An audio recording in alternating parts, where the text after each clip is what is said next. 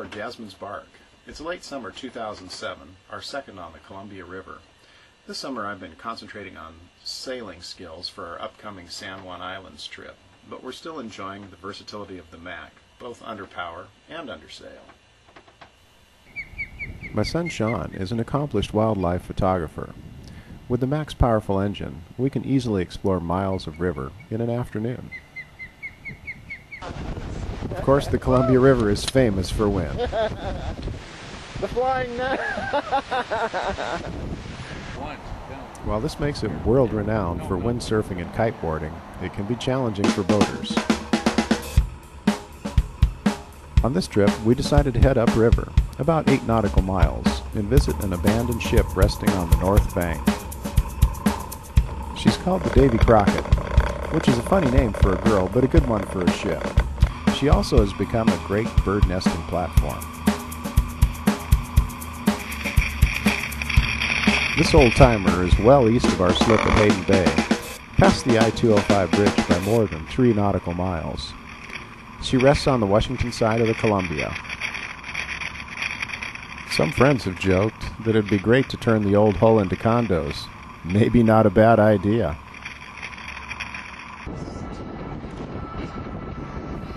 While Sean got a few good shots, I headed below to get the water ballast filled, in anticipation of a rough ride back. When we started our little trip, it looked like the weather could get a bit zippy. There's an air vent under the companionway stair that vents the tank.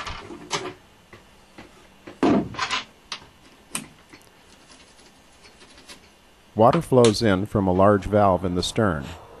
The tank holds about 1,500 pounds of water and makes the boat self-righting when sailing, and much more stable in rough conditions. Ballast filled, we start to head back.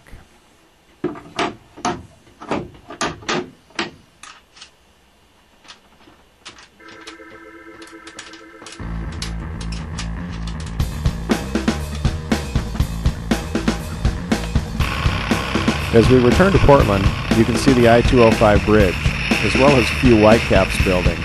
No problem so far, so we cruise at a good rate. A small speedboat motors upstream, wind at her back, with some hull slamming. 3 miles to the west, things are much rougher with numerous Whitecaps.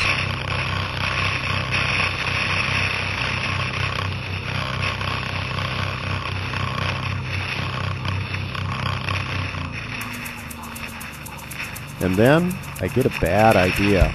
Let's put up the mainsail for a little high wind experience.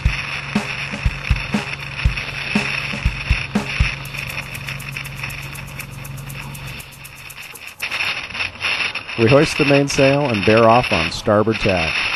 Now the wind is really gusting, frequently pushing the boat over more than 30 degrees. If you've never experienced this, like my son, it can be a little unsettling. However, since as a youngster, he made me ride Space Mountain 4 times in a row, where subsequently I nearly barfed on the monorail ride to the hotel. It seems like a little payback is in order.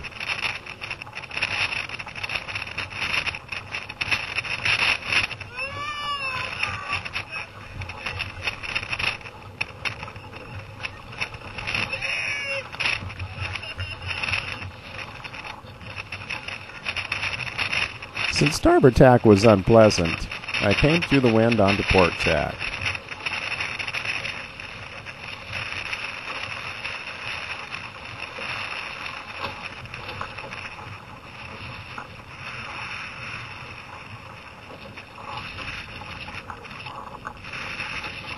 Pretty much the same results, screaming, etc.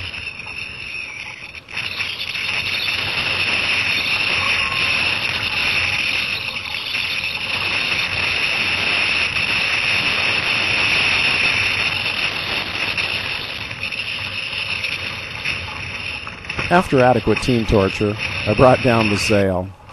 Ah, the joys of parenting. Anyway, this is good practice for the time when sail power might be needed in an emergency.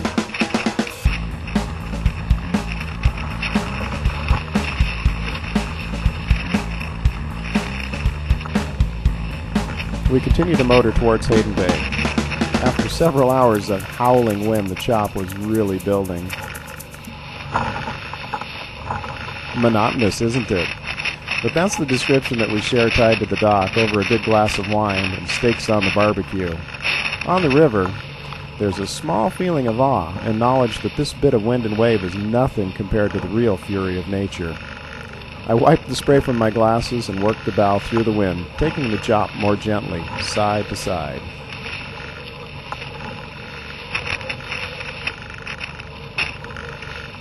On the way in, we passed some guys in a 12-foot open boat who were being aided by two larger boats.